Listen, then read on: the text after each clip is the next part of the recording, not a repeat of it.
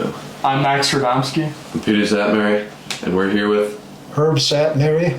we are in Greendale, Wisconsin. It is approximately 5:30 p.m. and we're going to do our oral history. All right. When and where were you born? I was born in 1943 in Apatin, Yugoslavia. Yugoslavia does no longer exist as a country. It was split into several countries, and now Apatin is what is known in Serbia. Serbia. Okay. Who did you live with in your first home? My first home, I lived with my mother and my grandmother and my grandfather in Yugoslavia. My father had died. What were their names? My grandfather was Joseph, my grandmother was Rosina, and my mother was Rosina. What did they do? Kim. What did they do for work? Grandfather was he made wooden shoes. My mother and grandmother, they were just housewives. Okay.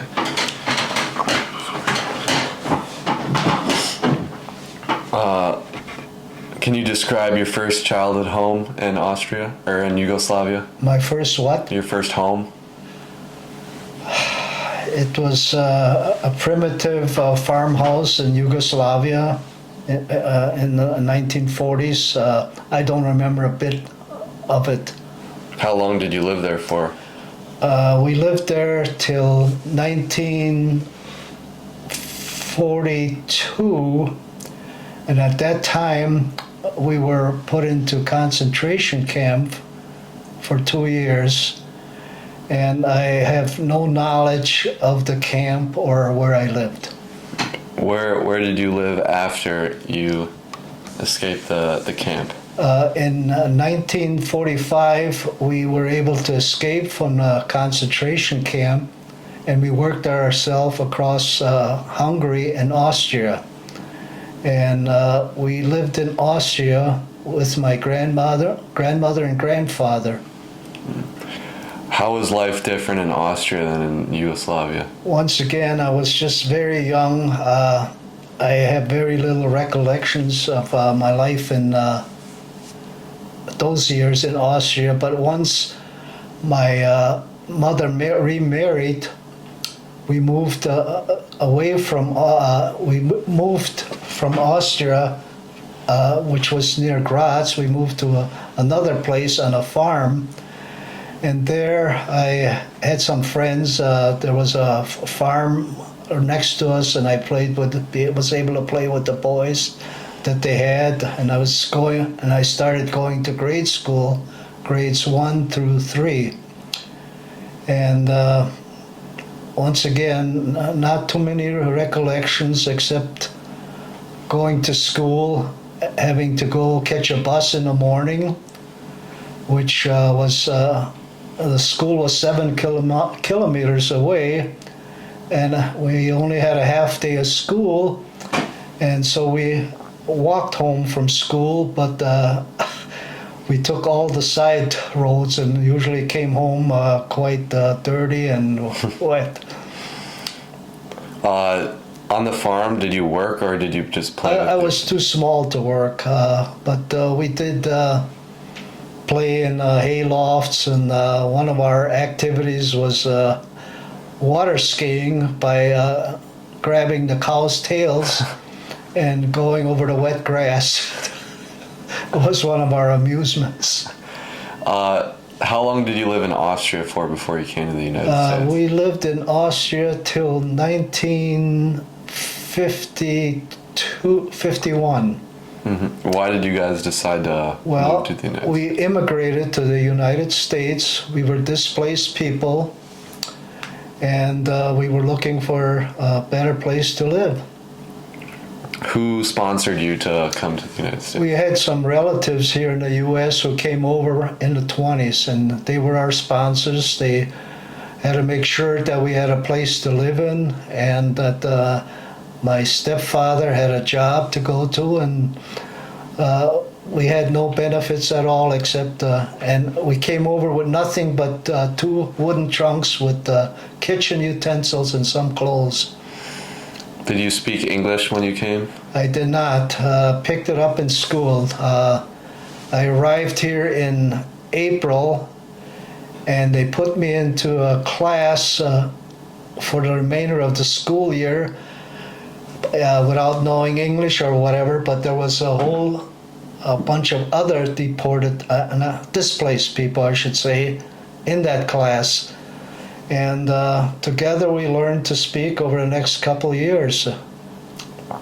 When you first arrived to the United States, you arrived in New York, correct? We arrived in New York. We left Germany from Bremerhaven, and there was a 2-week journey on a troop transport. We arrived in New York, and I think it was Ellis Island. I just remember this big, dirty warehouse and a lot of people, and I think it was Ellis Island. So your first impressions of the United States was very dirty and... Well, at that facility, yes. And then when we took the train to Milwaukee, we traveled through probably some of the dirtiest places in New York City. It was quite disappointing to see that. When you first arrived to Milwaukee, what were your first impressions? Did you think it was dirty as well? Okay, we arrived at the old Northwest train depot, which was by the lakefront in the vicinity where the art museum is now.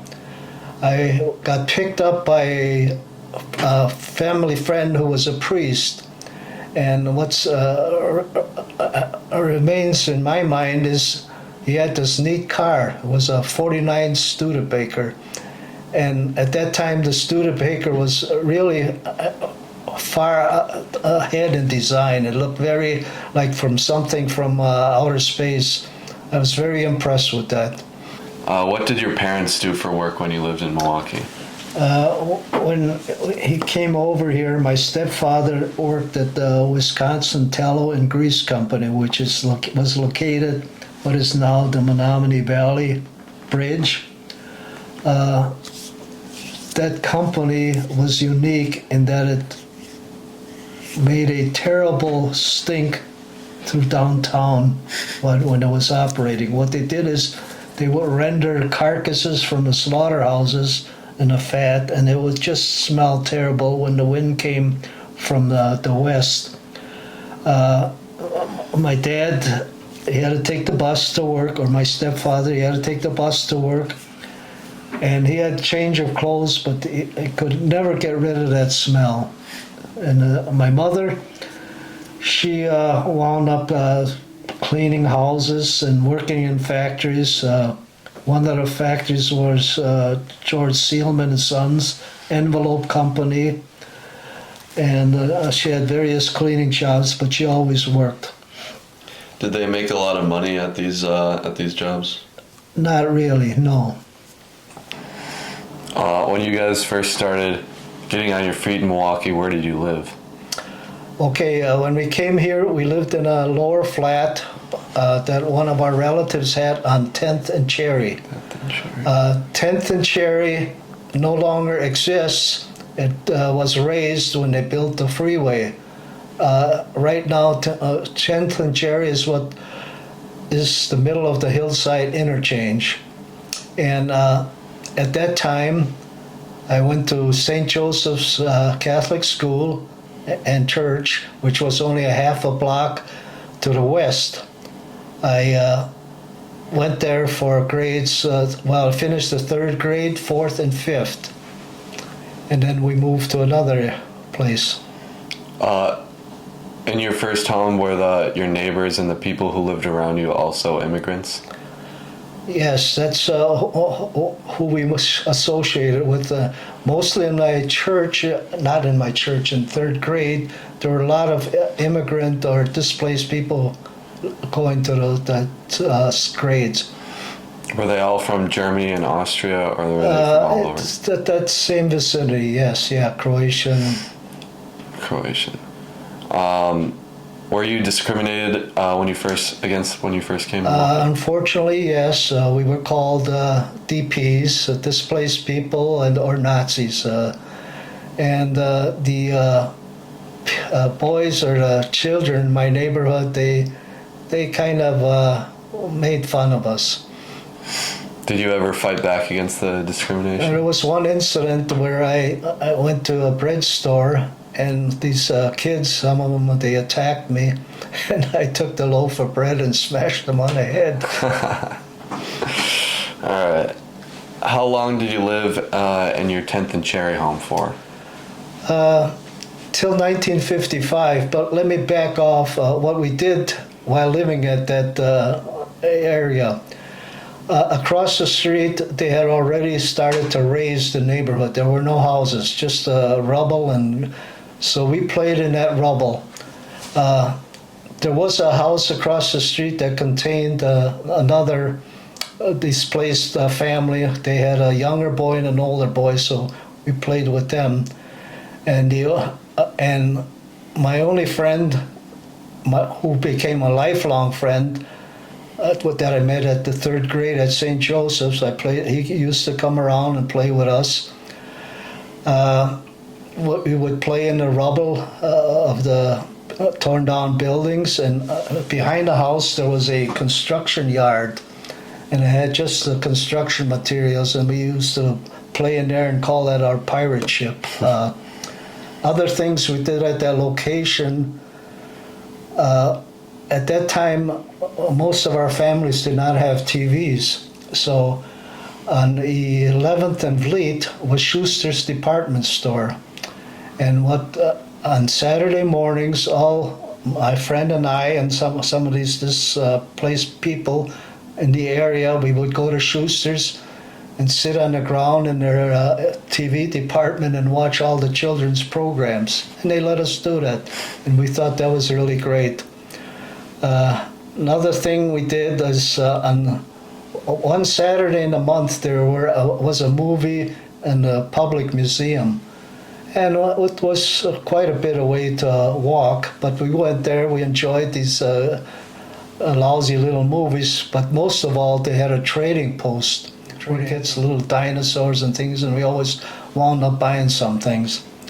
Also at that location I saw my first movie here in the U.S., and that was, I think it was the Violet Theater on 15th and Vliet. My first movie was Quo Vadis. Quo Vadis was a movie about the early Christians persecuted in the Colosseum. And that movie made an impression on me. And actually, up to that point, I really had very little religious training, and that made me aware of Christianity. Also, later on, living in the area, we got a little more brave, and we went further away to other movies on North Avenue and maybe 20th Street. But everywhere we went, we had to walk. And we didn't mind. It was good. When you were at Schuster's, what types of programs did you watch? Do you have a favorite show? There were children's serial program. Buster Brown was one, and some space thing, and I don't quite remember. But later on, when we got our own TV, I used to look forward when I came home from school to watch Howdy Doody and Foreman Tom and some other local programs for children. I enjoyed that. So when did you guys get your first TV? Was that later? Well, it was we were probably here maybe a year or so before we got our first TV. Did you well, actually, after you guys left your home at 10th and Cherry, where did you move to next? We moved to 28th and Locust, and that was about 1955. And there I went to a Catholic school, St. Leo, which was on 24th and Locust, which was only about 4 blocks to walk there. I made new friends there. There were some friends right next door. There was a friend that I played baseball in the alley. A block away, there was another friend that went to school. And my friend that I met at St. Joseph, my lifelong friend, he also went to that school, and he only lived about maybe 6 blocks away. So I went there the 6th, 7th, and 8th grade. Was introduced to the CYO, Catholic Youth Organization, and they had programs for kids, programs like they had dances and sock hops. They had sports. I played basketball and softball for them for 3 years. Other activities we did during the summer, we would go to a public school playground, Seaford, which was maybe 6 blocks away, and they had people organizing games and things. So we did that. During the winter, they had an ice skating rink. We would go there. On a real treat, and sometimes, or very few times, we would walk to Washington Park, which was quite a bit away, and for ice skating. So that was a real exciting thing. In the summer, we would take our bikes and drive down to Gordon Park swimming pool, which was on Locust and Humboldt, and that was quite far, but we did that quite often.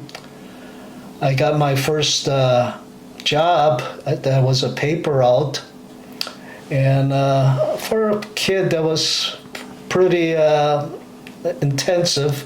Like, you had to be at the paper station at 5 o'clock every day to sort your papers and then go out and do a route. It wasn't a very big route, maybe only about 30 people, but yet it took some time. So yeah, those are my memories of 28th Street. You mentioned a couple of times that you were very interested in sports and you would play baseball. Were you a big fan of the Braves?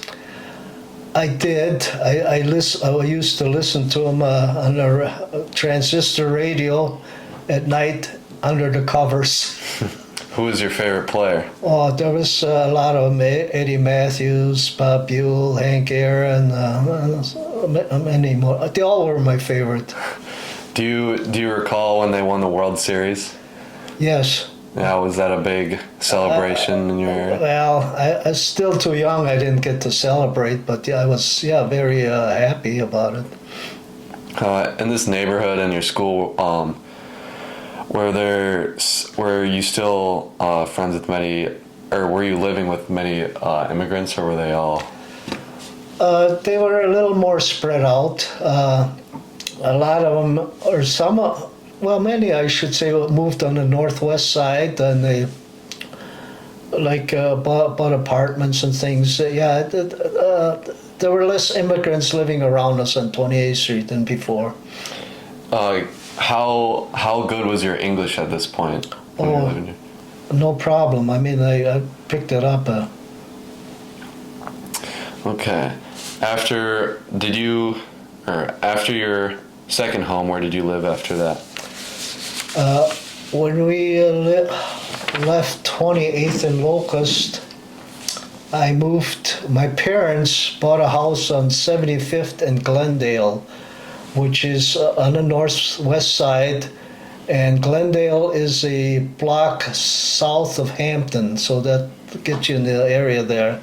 And that was a new house, just constructed. I thought, I couldn't believe it. I was living in the suburbs, nice yards, nice homes and everything.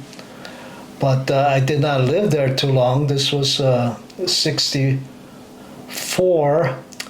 And at that time, I was already out of my college.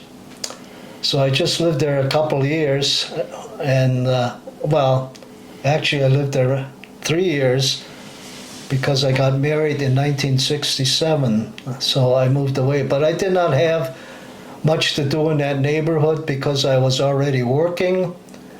And it was just a matter of someplace to come home to. If we back up a little bit, when you were living at 20th and Locust, where did you attend high school? Okay, after grade school, I graduated in 1957. I wound up at St. John's Cathedral. And the reason for that is my, my parents had gotten into a feud with my best friend's parents because my stepbrother married his sister, and it's a long story and we're not going there. But anyway, so they wanted to split us up. So most of the kids that went to St. Leo's grade school wound up at Mesmer High School, which was the closest, or Pius. But I had to get separated. They put me in St. John's Cathedral. So when I got to St. John's Cathedral, I had to start out all new. There was only one boy that went to St. Leo's that went there, and I wasn't that much of a friend with him, really. So I had to make new friends. The new friends I made was on the bus ride from 28th and Fond du Lac to 11th and Wells. And the reason 11th and Wells, we took a streetcar yet to go east to St. John's. And that didn't last too long. They phased out the streetcars. At high school, I made... Well, obviously the friends that I rode the bus with for 4 years were my friends, but the high school also had more immigrants that I befriended, and we kind of stuck together. Actually, when I think about it, there were like 3 cliques in the high school. There were the immigrants, and the students, the smart kids, and I was part of that group. Then there were the popular kids, the athletes and cheerleaders and whatever, and then there were the people that nobody got to know, the insignificant ones. So, but anyway, I had a good time in high school. I started going to the basketball games, the football games. They had dances, sock hops after the basketball games. And one of my friends was fortunate to have a car. After the sock hops, we would go to the Pig and Whistle on Capitol Drive, which was kind of the place that was featured in Happy Days. With Fonzie and all those people. So I did not participate in sports. That was still, my parents did not want me to do that. I had to come home and do the shopping and start the food. They were both working, so. And I missed that part, but I had my little sports in CYO, so that it was okay. Okay. Okay. After you graduated high school, where did you attend college? Okay, I went to Marquette University. I had good grades and through all the schools I went to. I wanted to become an architect, but UWM didn't have anything in the program. And I couldn't go to Wisconsin, so I decided Marquette and go into electrical engineering, and that didn't turn out well. What happened at Marquette? Well, first of all, I was living at home and commuting to there. Okay, so I made no friends at Marquette. I was just showing up for classes. The classes were totally different than I was accustomed to in high school and grade school, okay? Even your English classes or whatever, it's totally different. But I really struggled in the important classes, the chemistry and the math, and so did everybody else. In fact, I know they always had a mark on the curve, but there was one problem. The kids living down at Marquette, they kind of knew what was on the tests.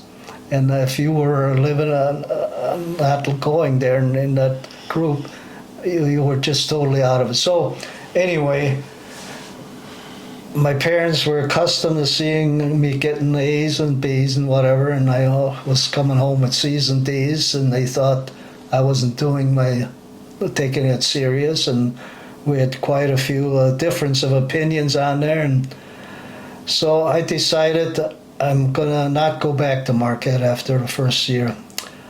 I signed up at Milwaukee Area Technical College. They had a Bachelor of Arts course in engineering called Highway Design. It was a 2-year course, and it was basically a contracted engineering course. And I made the friends there. There were more people like me, and some of my friends that I went to high school with wound up there also. And it was a good thing. We studied surveying, we did concrete and steel design, architectural drawing. It was a good course, and it prepared me well. And actually, it was prepared me very well, because after that, I graduated in '64, and 2 weeks later, I started my job with the Wisconsin Department of Transportation. And I did that job for 43 years. That was my only job I had. And while I was there, I got involved in building a freeway system. I started out in construction, watching them build the roads and bridges. And when a person retired that was a bridge inspector and the maintenance supervisor, my boss asked me if I wanted that job, and I did, and it was very challenging, and I did that then for the rest of my career, and that was inspecting bridges in the 7 southeast counties in Wisconsin, and supervising maintenance jobs, small maintenance jobs. I had a crew of about 10 people, and we did all sorts of repair. While you were in college, what did you do to have fun with your friends, or what activities did you guys do? I have to think. We did go out. We had some of the guys had cars. So what was going on in Milwaukee area? They were having dances at the parishes, the sock hops, and there were other dance venues that opened up. State Fair Park had big dances. In the next county, Muskego Beach was very popular. They had a big ballroom there. We would go there. And actually, I met my wife at the Southside Armory on 6th and Mitchell at a dance there. So yeah, on the weekends we probably would go looking for some dance at one of those venues. Also, later on we would leave the county because Milwaukee had a 18-year-old drinking age, or 21-year-old, and the next counties, Ozaki and whatever, had 21. So we would start going to taverns outside the county. Port Washington, there was a infamous place called Weiler's, and Marty Zifko's and whatever, and we would frequent those places on weekends. At these dances and such, was there live music? And yes, so, yeah, there was live music. who was performing at these? Were they very famous? Oh, there were local bands that were popular in this area. I'd really have to think. There Legends. Who? The Legends. Oh, the Legends, all very big at that time. Little Artie and the Pharaohs. Little Artie and the Pharaohs. Paul. Oh, the Robs. I can't remember them though. I'd have to.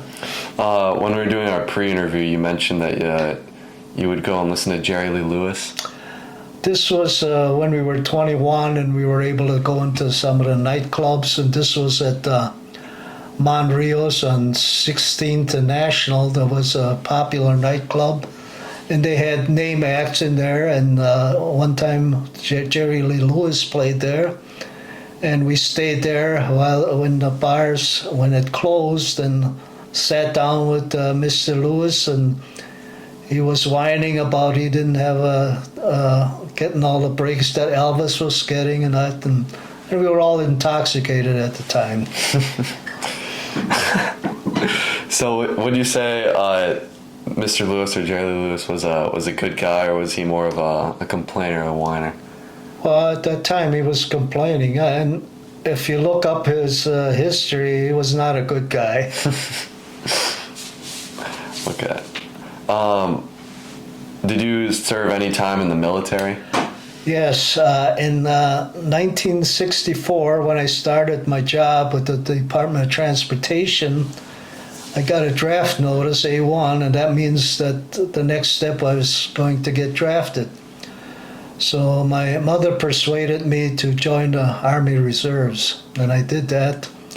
I was in the reserves for 6 years. The last 3 years in there, I was attended the drill sergeant school, and at our summer camps, I worked as a working drill sergeant. Did you only stay in Wisconsin for your time in the military? Yes, yeah. Just the basic training forts, Fort Jackson, Fort Polk, Leonard Wood. What was a daily, or what was a daily schedule for you in the military?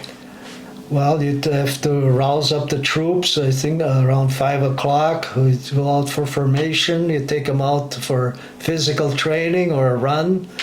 The rest of the day, you would have all sorts of classes: first aid, military justice, hand-to-hand, drill and ceremonies. We taught all those classes to them. Stayed with them till supper time. In your free time at the camps, what would you guys do? Well, they have a little bar or something. We go in there and have a couple of beers. And I remember one time we got into a basketball game with the local DIs from the fort. And in my unit, we happened to have John McLaughlin, one of the early Bucks.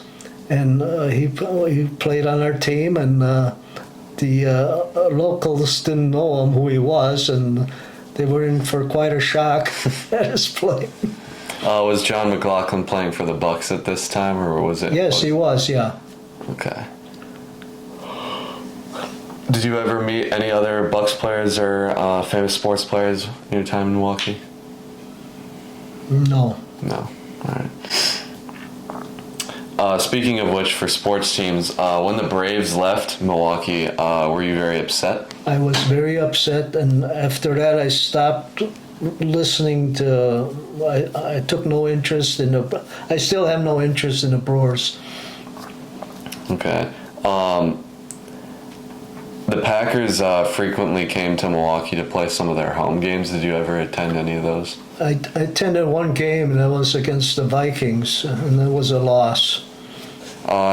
Was there a very supportive fandom in Milwaukee for the Packers, or was it? Were they very supportive, or did people care very much? Oh yes, Packers always, yes. Okay. When Summerfest first started in Milwaukee, do you have any recollection of when it started? I did go to one of the first few years, and the acts I saw there was Willie Nelson and Sly and the Family Stone, but it was very, not like now built up. I mean, there was gravel rather than asphalt, and there weren't very many stages. It was nowhere near to what the park is now. When you were living, still going to college, you mentioned you got married, correct? I was, 67. I graduated in 64, so 67 I got married. When and where were you married? I was married in at St. Wenceslaus, That's a small church on 10th and Scott. When we did that, I moved from my parents from 75th and Greendale to my mother-in-law, who was a widower. We lived there for 3 years. We had our first child there. And this was an 11th and Gail, what was 12th that? and Orchard. Pardon? 12th and Orchard. 12th and Orchard, okay, neighborhood. And that was just a few blocks north of Mitchell Street. Mitchell Street at the time was a really good place. A lot of things going on, good businesses. Goldman's, what was that? Goldman's Department Store. Department store, yes. Very famous. There was a theater there, Majeska. the Majeska Theater, and Councilman Esser. It was just a thriving area. But once again, I was not much into shopping or anything because I was fully engaged in my job at that time.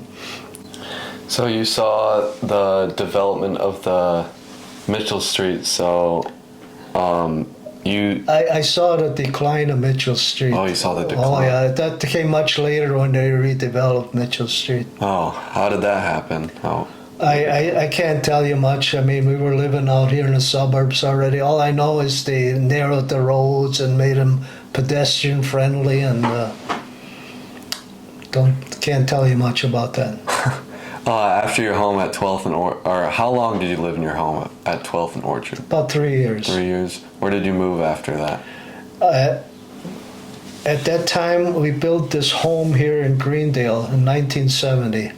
And Greendale is most famous for being a city built by the government. Yes. Why did you guys move here and decide to build your house here? I really don't know, because all my other friends moved on the north side, and I was the only one that moved on the south side. I liked the area here, and I don't know. I just heard good things about this area. In our history class, it is described as a very peaceful neighborhood, and where workers would go to see nature and experience nature. Is that true? It is a peaceful suburb, yes.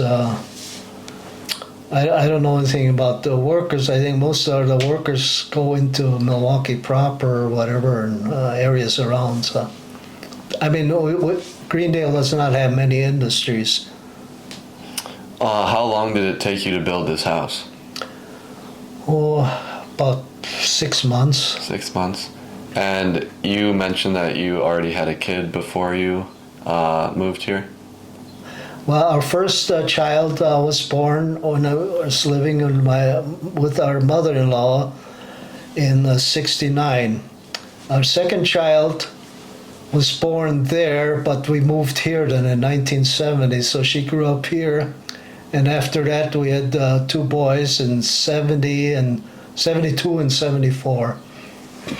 While you were building your first home, what did you do for work? Or, I should rephrase that. Were you working when you were building your home? Yes, I was working at the Department of Transportation. Okay. During the late 60s, Milwaukee had a lot of riots and was a hub for civil rights.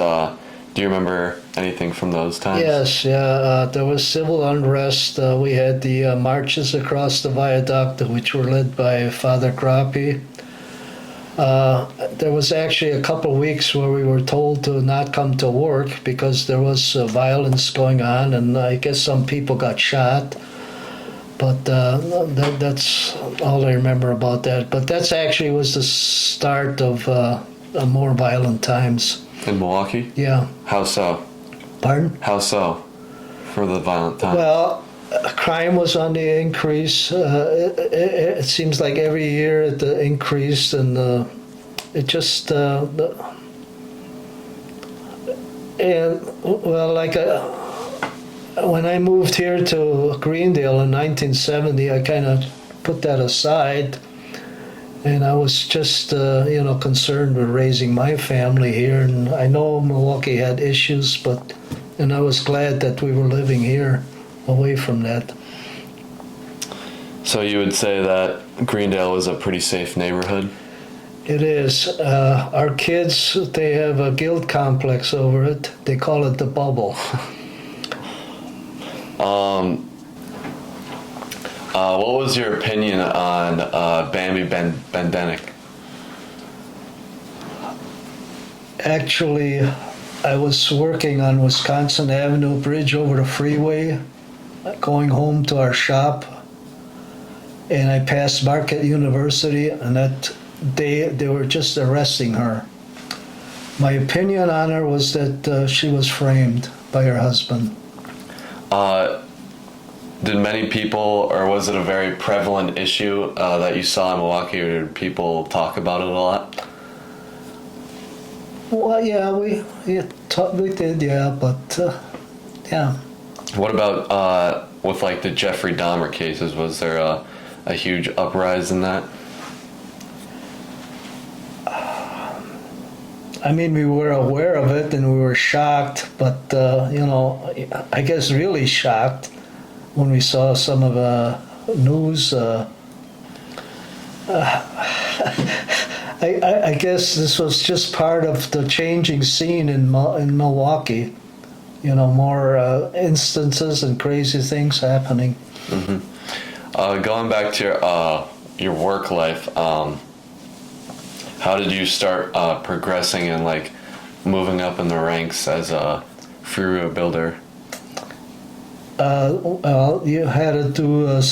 They were given several jobs. On the job training, you started out as inspection or materials, or they would put you on road construction as an inspector, and it give you more and more responsibility. And after a while, you got little projects. So that's how you grew. On these bridges, like how are they built, and how would you build them? Where do you inspect them? When you inspect them? I can't answer you how they're built. There's so many varieties of them. But in my career as inspecting them, there were a lot of mistakes made, design mistakes.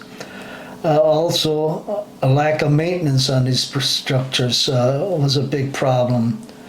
So we built this freeway system in the 60s, and in the 80s I was doing extensive repairs on the decks and other things. During the 60s, when you first built the freeways, what was the reaction of the public when you built them? Well, we really didn't have much reaction because the area was closed to traffic and whatever. But I do remember an incident on my first job that I was on. It was the road underneath the airport runway on Howell Avenue. We were not quite, we were in the middle of construction. We didn't have any pavement down yet. And the whole road was kind of closed except to local traffic, to the people that lived there. And it was a guy that had a bar in that, and he was very upset, I mean, his customers were upset.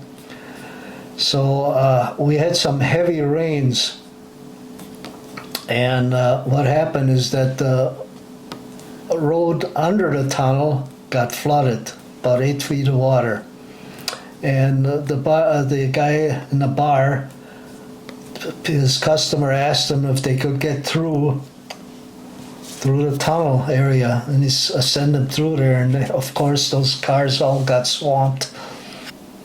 You mentioned before that you had to do a lot of repairs on the freeways that were first built. And what type of renovations did you do, and like why were the freeways such a problem? Well, like I mentioned, part of it was the design. Another part where we had years where we used studded tires. Most of my repairs were done to bridge decks. We get potholes, so that was probably the most repairs we did. The studded tires would wear out the concrete and let the water get close to the rebars, and it would rust, and we would get potholes. But other things we would repair is trucks that were over height would hit bridges above them and bent the girders or take them out or whatever. Then we'd have to replace the girders or straighten them. Other things that got hit by traffic, concrete walls and parapets on the bridges, they would get busted up. We would fix those. That was a common thing. My biggest challenge or most serious thing that happened while I was working was in 2001 when on the Harbor Bridge we had to shut it down because the northbound roadway had a 4-foot dip in it. And that dip resulted of a 8-foot steel girder cracking. I was called at 7 in the morning here at home from the county saying, we have this dip in the roadway, you better go take a look at it. So I went out there. They already had the road closed down. And I went underneath there and looked, and I couldn't believe what I saw. There was a 4-foot dip in maybe 100 feet. And then I looked and I saw the crack in the girder. And I was really concerned because this is a bridge that we've been inspecting every year. In fact, we were inspecting this just the weeks before this happened. But later on, I kind of calmed myself. It was none of the areas that we had noted as being had any cracks in it. It was a good area that failed. And, they had to shut down the bridge, that roadway northbound for, I think it was close to almost a year to redeck it. First, knock the deck off, protect the sewage treatment plant underneath. And we had all sorts of experts coming in from all over the country studying it and suggesting the repairs. So I was not involved in the repairs of that. That was out of my pay grade. So, before they called you, how long was the bridge broken for? We got reports later that actually the sheriff had reported 4 days before that, and nothing was done about it, or nobody. So people were just driving over the bridge with a 4-foot dip? Yeah.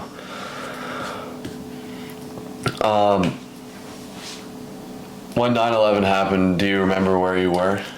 Yes, that's another one I won't forget. I had planned to do some repairs on the southbound Menominee Valley Bridge.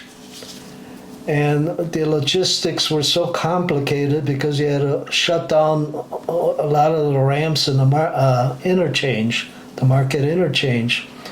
And it took me about a year to get permission to get this closure done. And so in the morning, I'm heading down there, a little after 8 o'clock, I turn on the radio and he announced that the plane's going into the buildings there. And so naturally, the decision was, should we cancel all this? And I just said no. And, I took a chance. We went through, we shut down the ramps in the interchange, we did our repairs, and fortunately nobody got too excited about it. So 9/11 actually helped you guys. It did, yes. People weren't angry with you guys. Right. Otherwise, yes, we would have caught the wrath of the public. All right. You mentioned you had a lifelong friend before. What was his name? Joe Friedel, that's the guy I met at St. Joseph's School. Were you still friends with him? I still am, yes. What did he do for work? Well, he worked at A.O. Smith. He's retired, of course. He's 83 years old. What did he do at A.O. Smith? He was an inspector of some, I don't know, whatever they built. Wasn't he a forklift driver? Forklift driver sometimes, yeah, various jobs. Did he, after Milwaukee de-industrialized, did he ever lose his job because, Did I or who? Joe. Joe. Did he ever lose his job? No. Okay. A.O. Smith was a very good company for many years, till they shut down eventually, but that didn't affect them. Do you remember any of the closings of the big companies in Milwaukee, like A.O. Smith or Alice Chalmers? Well, I remember hearing about him, yes, yeah, Alice Chalmers, yeah. But it didn't affect you very much? No. Other than the Hone Bridge, did you have to inspect any other bridges in Milwaukee? I inspected bridges in the 7 southeast counties of Wisconsin. I don't know how many that was. I can't remember. At one point, I believe I heard the figure 3,000 bridges or something, but all of those weren't done by me. Was there any a bridge, like a piece of concrete falling from any bridges? All the time. That was one of our routine jobs, to go around looking for areas on bridges that might be ready to fall down on traffic, and then get traffic closures coordinated and people get up there and knock the concrete off. One time when I was inspecting in the old Marquette interchange, I heard a terrible crash. My car was parked eastbound underneath the southbound roadway, and I looked down there, and I saw a whole mess of concrete lying across the roadway. And I thought, what the heck is... I couldn't figure out what it was from the bridge. What had happened is a semi was carrying a big precast concrete piece, and that had come loose and fell over the side, over the bridge, and on the roadway below. And my card that I had that got me to the Market interchange for the inspection was marked, was parked 50 feet away from that area. So when the sheriff came, they got all excited. They thought maybe I got hit, that the concrete fell on me or whatever. But no. But another time, we had a big fire in the Market interchange on the ram from the west to the north. Just a horrendous fire. And the result of that, all those bridges and columns, they got burned, badly burned. So I spent many weeks in a cherry picker sounding these areas, see if they were sound, if there was any damage. And in that process, I got a chip in my eye and still got some kind of disability on it. But we were up in that cherry picker for weeks and weeks, and just tapping on the concrete, see if it was sound. As the years went on, when you were working on the freeways, how did technology integrate into your work and to your job? Well, they wanted more documentation than ever, so they equipped us with computers, with cameras, and it became very difficult to do the inspections because you're carrying all this equipment, plus you're running across roads and climbing over fences and up in the air. It became much more difficult. And overall, as I think back, all the data that we collected was probably too much. We didn't need it. And it didn't improve our records or anything. So you don't think technology was a very helpful not at that point, no. You mentioned you had 4 kids. How is life in your home in Greendale raising those 4 kids? It was great. Behind us is this grade school. All 4 kids went to the school here. Just shoved them out the back door. They went there till 5th grade. Then they went to intermediate here. And while raising them, of course, you're very busy. There's all sorts of activities when they're small like that. You go watch their little t-ball and soccer games and all that, and once again, I was so busy with my job. I was working sometimes nights and weekends and whatever. So I guess I missed a lot of that, and my wife had most of that to observe and live with. I know that you became their soccer coach when they started playing soccer. Yeah, when my boy Joe was 5 years old, he went out. We started a soccer program in Greendale. There was a bunch of people here that tried to get it into the high school. So we got together and formed little teams. Joe got put on a little team, a U5. And I went to observe the practices like most fathers would. And the coach they had was a high school kid or a college kid, but he found a different job or something. So after a few weeks, he couldn't do it anymore.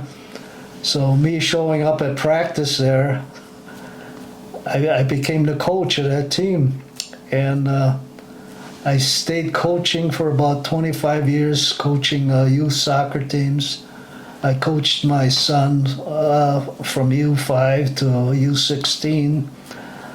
And then after he got out of the program, I stayed with the program and various positions. I did clinics and organized referees and schedules, and I was the representative to the Wisconsin Soccer Association, and before that we had to develop fields. There were no soccer fields, so we had to go around. We'd survey where can we put this field here, and then try and get permission from the village or from the county in the park. And it was just and then we didn't have any striping. We had to do the striping, and before we got the stripers, we used to mow the lines in with lawnmowers or cut the grass. So it just became overwhelming, but I really enjoyed it.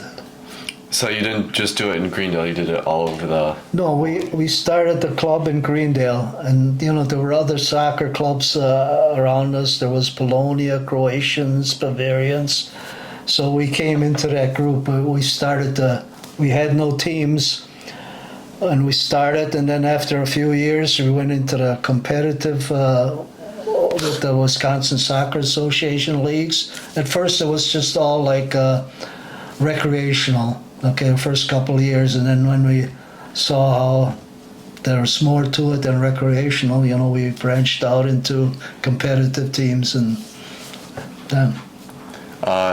Did your son Joe ever play college soccer? Did any of them play college? Yes, Joe played all 4 years at St. Norbert College. He was captain the last 2 years, and he got some kind of national award, Small American or whatever, in his senior year.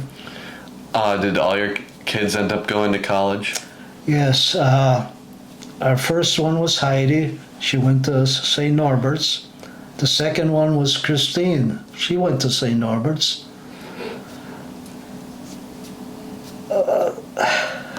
Okay, where are we? Christine. Joe went to St. Norbert's. And Eric did not want to go to St. Norbert's. Eric was a rebel. He went to Marquette. And he did 1 year, he dropped out. Went back, did another year, dropped out. Then he went to UWM, and he took computer courses there, and he got a great job. With with 4 kids in the house, was a very hectic household. They fight a lot. Yeah, as you can see, this is a small home, and later on, the mother-in-law came and lived with us. So we had quite a few people in this small house. 7. 7 people in one house. How was that split up? Like, would they sleep in bunk beds and? Yeah, we had bunk beds. One in here, the 2 boys, and the girls slept in one room. There were 2 beds in there, and then later on, I built a bedroom in the basement for the boys. So. Do you have any stories from when you were a soccer coach about games or any tournaments? Yes, our first game in the competitive under 5 league was against Milwaukee Bavarians, which were a very established team, and this was our first game. None of these kids ever played before. We played over on the north side at Schenecker Park, and the score wound up 22-0. And of course, we got over it. And towards the next couple games, we made slight improvements. We played, I think our next opponent was Bologna, which was also an established team. And we lost 4-0. And then we played the Croatians or something, the next game or something, and we made it to 2-0. So we were making a little progress. Towards the end of the season, there was the first soccer tournament they had at Alpine Valley, I believe, and we entered there, and surprisingly, we won that tournament, and we beat the Bavarian team in that tournament that had beat us in our first game. So all these clubs you were playing against seem very well established. Did you guys ever get to that level of their establishment, or did the club fade out?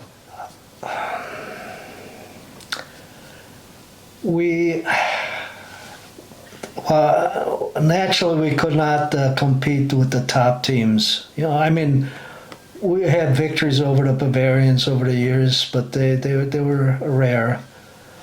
And in high school, our high school program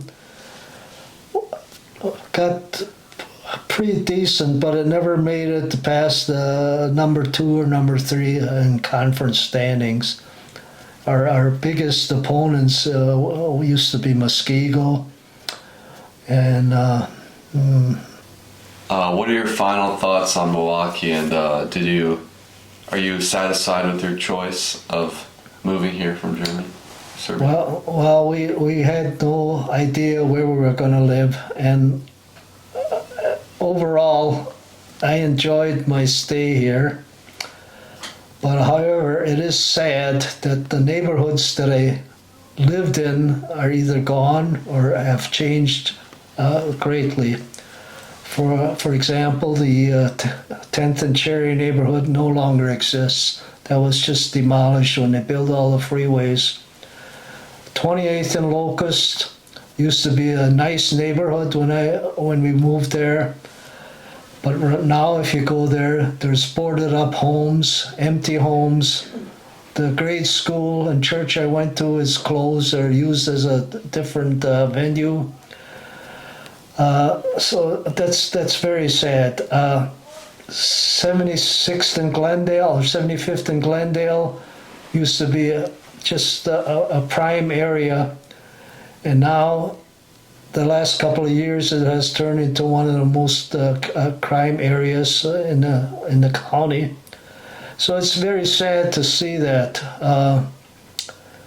and I'm glad to be living where I'm away from this in Greendale, but yet some of those things that are occurring in the city of Milwaukee are coming here, and we are experiencing some of the carjackings, robberies, and crimes, break-ins. It's sad the way things have changed. All right. We would like to thank you for your time and you helping us for our oral history project. We're thankful for for that. Yeah, thank you very much. Yeah. Very glad to be able to do that for you guys.